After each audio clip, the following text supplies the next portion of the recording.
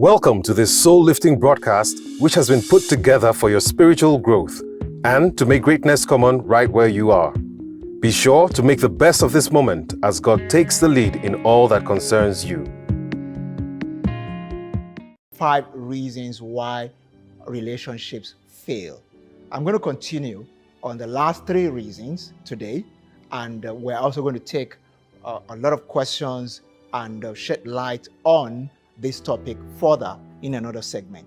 Stay with me and I'll be right back. So another reason why relationships fail is what I would call lack of genuine friendship. No genuine friendship.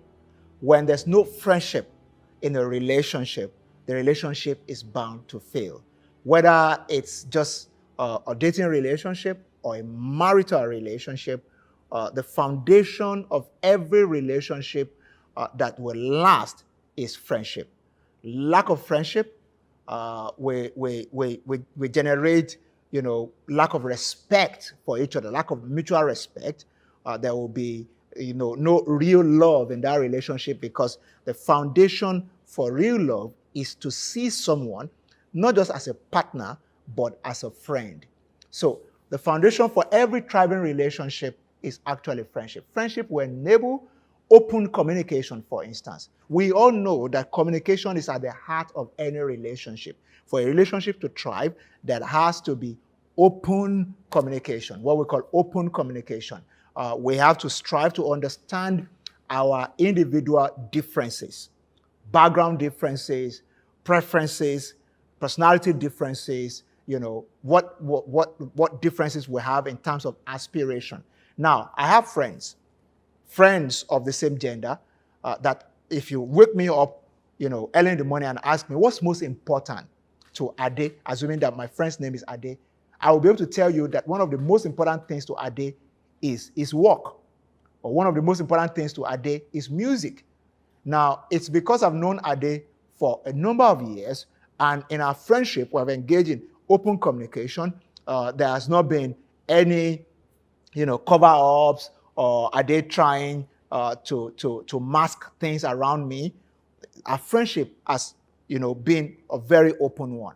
When you have a very open relationship, open friendship with someone, and you can talk to each other freely, it has a way of strengthening the bond in that relationship. So lack of investment in real friendship will lead to over-focusing on my own need in a relationship.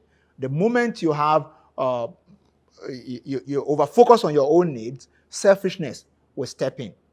That's why people complain in relationships. Why are you always thinking about yourself? Why are you always talking about yourself? Is it only about you? When you have a real friend, you anticipate the needs of your friends so that you can play a part at meeting those needs. And that's what makes relationships interesting. That's why I would think that this relationship is symbiotic and is not parasitic, as the case may be. So I want you to understand something. If you want your relationship to last, if you want your marriage to last, focus on building friendship. Now, some people have the privilege, for instance, married people have the privilege of having known someone for a long time. So they have built some measure of friendship. So they will say, I'm marrying my friend. For instance, I only barely knew my wife for 18 months, 2 years, when we were already talking about getting married. And somebody will say, 2 years is enough to build friendship. When we got to know each other, we weren't focused on seriously building friendship. So we had to start to build friendship in marriage. After 5 years of marriage, we came to terms with the fact that we're not really friends. And then we made a commitment to start building some measure of friendship. So whether you're fortunate to have been able to marry, or you are dating your friend, somebody you have known for a long time, you have built friendship, or it's just somebody you just got to know not too long ago, the responsibility for building friendship will always be there. And you have to take it. You have to show responsibility. You have to deliberately spend time together. You have to deliberately cultivate your friendship in openness, being accountable to each other. And that's the only way that your relationship can last and your relationship can keep getting stronger. So make a commitment. to build friendship, and your relationship will last longer. Another reason why relationships fail, which has become very pervasive today and is very important, is financial issues. Now, we live in a world where people are hustling to live a good life. And everyone wants to get whatever they can get, whatever they have gotten, and just sit on the can. So we see a lot of selfishness around us today, especially when it comes to finances. Around the world, the financial situation in many countries have not improved over a number of years. So people have become, very stingy in their approach to finances. And when we get into relationships, we are always watching our backs as regards finances. Even in marriage, some people create boundaries when it comes to finances. Now, for a marriage or any kind of relationship to last, we have to make up our minds to practice oneness, partnership, oneness, and openness in our financial dealings. So building our finances together then becomes a must. Understanding the money personality of your spouse or your mate or your partner is also very important. There are different money personalities. There's the spender, there's the saver, there is the investor, there is the spendthrift, all kinds of money personalities. There are tests you can take online to understand your own money personality. When I started to get the money personality of my wife, I developed more confidence at allowing her to manage the finances of her family. Apart from the fact that she studied finance in school, she's an economist by training, I also saw that she's very prudent. We took a test together, we understood the financial personality of each other, and based on that, we were able to work on more openness. Marriage is about naked and not ashamed, but some people would rather be naked physically and enjoy sexual intimacy and all that, but not be naked financially. The big question is, are you naked financially in that relationship? You've been dating that guy for a year now. Does the guy even know what you earn? Do you know what he earns? Those are the issues. If you want to build a relationship that will last, get into marriage, and the marriage will also last, and your marriage will not become another statistic of a failed marriage, then you need to make up your mind to practice oneness financially. So planning our financial future together is another very important thing. When I started to engage in planning my financial future with my wife, we saw that started to increase the bond that we have. We'll plan how we're going to invest. We'll plan the next big project we're going to do. And then I know what she has and what I have. Ours is a double income household. So we put the two together and we say, this is what we're going to do next. Now, I must say this, that in certain situations, you find out that we're dealing with bad money habits. Somebody, is not able to manage the money well. Somebody who has always been indebted or just has bad money management habits, buying more than you can afford, or getting under peer pressure to go beyond your means. All this will lead to bad financial issues that can ruin a marriage. What am I saying? If you really want your marriage to last, you need to deal with your bad money habits and tell yourself, this marriage is important, and because of this marriage or this relationship, I will slow down financially, get some financial education, get some counseling, and for the sake of my marriage and for the sake of our future together, I will become more prudent. Refusing to compete with one another is another very important thing. People in relationships tend to compete with one another, especially when they are not emotionally mature. One of the areas where we compete with each other is in the area of income or money. So rather than becoming collaborators, we become competitors, as if we're on different teams when it comes to our financial life. There's no point competing financially. We're supposed to collaborate financially. If you want your marriage to last, if you want your relationship to last, you must choose to collaborate financially rather than competing with each other financially. The last reason that I want to put forward why relationships and marriages fail is third-party interference. Now, in the book of the beginning, a book of Genesis, we call it the book of the beginnings. In Genesis 2:24, you know what the scripture says. It said, "For this reason, a man shall leave his father and mother and be joined or cleave to his own wife." Now, that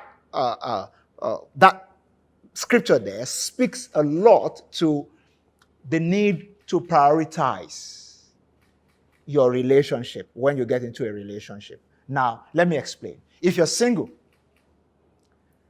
ask yourself the question, if I want to get into a relationship, where do I want to put this relationship in my priority? The moment you cannot prioritize your relationship over and above other friendships that you have, you are already doing badly in your journey towards marriage. Because it then means that when you get married, you will not be able to prioritize your marriage over and above other important relationships in your life. How do I mean?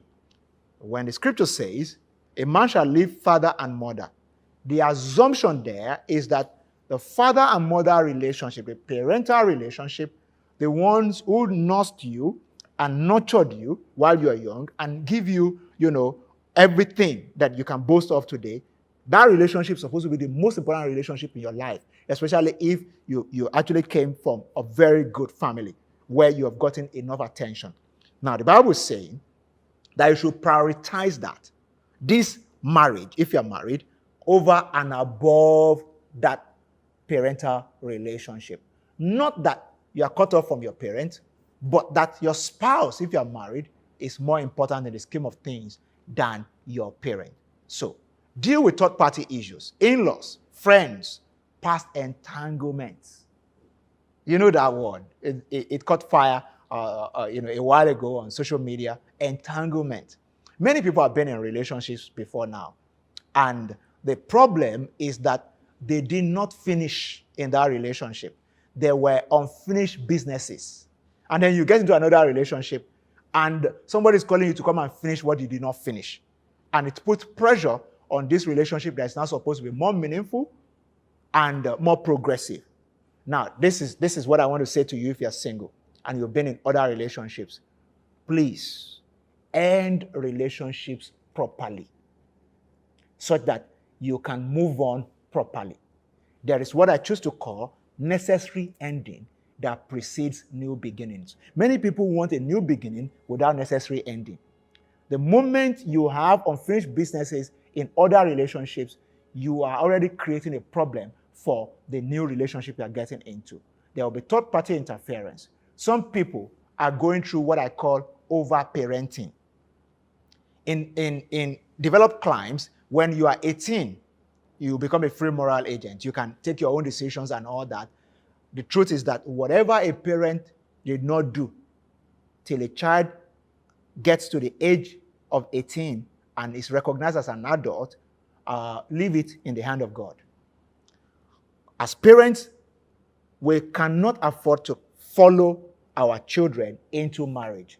We're supposed to prepare them for it. And the moment they get into it, or get into the age where they can get into a relationship, we back down. We only sit in the seat of counselors, advisors, and mentors, no longer instructors, because we can't always tell them what to do. If not, we jeopardize their chances at succeeding in relationships. So, prioritize your partner over and above any other human relationship if you're married. If you're dating, if you're in a single courtship relationship, prioritize your partner above the other general friendships. Give attention. Use that to practice how you are going to give utmost attention to the person that's going to become your spouse. Focused attention is very, very important. Heal before you deal. If not, you will have unfinished businesses.